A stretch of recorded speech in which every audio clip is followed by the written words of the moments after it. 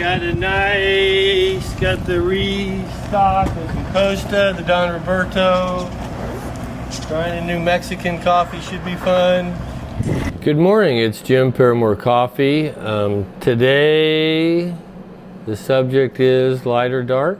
Is that our question of the day?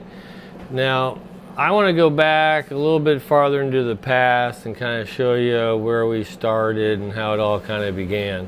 Now, in the beginning, I got the job at Peet's Coffee. He would send me out to all the different coffee stores in the Bay Area. I brought all their coffees to the table. We tasted them on the coffee tasting table. And for sure, we had the highest quality coffee there. There wasn't a coffee in the state that met up to the coffee that we had on the tasting table. And we always believed, we always roasted evenly going across the board. So that was the cool thing about life, was as if you were having a good day, it came all even across. But if you're worried about your wife or stayed up drinking too much or whatever it was as a young man, it would show up like this on the board. So, and your tasting wouldn't be even. So one of the neat things I love about the job that I do is how it's a microscope. It's the examination in your life being underneath a microscope that I thought was very cool, and being the best that you could be in the industry. And it's part of that awareness that helps you do the roasting and do all that. Alfred was the master roaster and the guy behind the coffee. Sal Bonavita was the man, for me, behind the reach for excellence. Trying to get that A quality every time. Try and get A quality in anything. That's one great thing about coffee, is you can have the best coffee in the world for just a few dollars a cup. Try getting A quality, getting your car tuned up, or a pair of shoes, or a filming of a video. It is really hard. B and C real easy. A takes quite a bit more work, and that's what we strive for here. So we go back to the coffee. So in the beginning, we tasted all the coffees, at least for me. And of course, Peet's Coffee at the time, we had the best there was, and there's no doubt about it. Now, after the company got sold, I had the original Peet's Coffee roaster. It was a little Royal No. 5. I had that for like 25 years. I sold it to John Weaver, who has Wild Card Roasting in California, San Rafael. Great man. But I sold that roaster, and the theory that I had is when Alfred first started roasting on the Royal No. 5, it was a perforated drum, and it gave it naturally that kind of smoky flavor that comes from Peet's Coffee.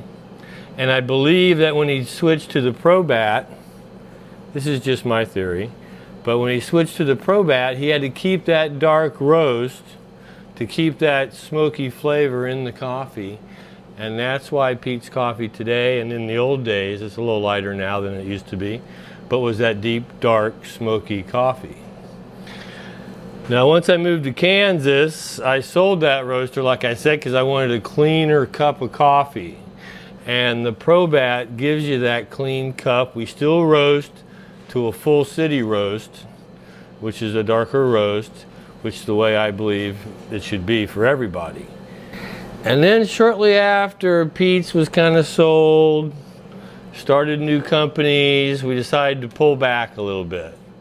So I had to kind of learn how to roast again, to bring that coffee up to the right level and the right time. And up the hill, I think I can, just like the little engine that could. And right before it gets to the top, you cut it off, let the coffee out. So I think that was the second wave that they talk about coffee. If Alfred was kind of the first wave of gourmet great coffee, when Sal Bonavita got Peet's Coffee, went by the wayside, and we started doing new companies, not me, but him and everybody. Pulled back just a little bit for a little cleaner cup, a little less smoky flavor. But that still doesn't mean to me that all coffees shouldn't be the same. There's a whole controversy out there. Somebody does like, they think Guatemala is a good coffee to do a little bit lighter, or maybe Ethiopian is because it's got that high fruity flavors. I personally think that you need to be able to develop the coffee, and that no coffee is really developed properly unless it reaches that second stage, which is going to be a full city dark roast. People get used to whatever they get used to. My hardest customer is a Folgers customer because they like that light coffee. So I try to educate them and show them. And if you come to any of my tastings and you see the different coffees that I have out, it's real definite the difference between a Mocha Java, an Ethiopian, a Java, which are all in the same family, or maybe a Costa Rican, Guatemala, Colombian, and you can, specifically taste the different flavor notes that are in there. There are some people in Europe and some other folks around here that like the lighter coffee. I'm just a different animal. I'm not a big fan. So to me, it's like analyzing an unripe banana. If you're going to analyze it, let's roast it, develop it, and make it be the best that it can be with the most flavor that's in the cup.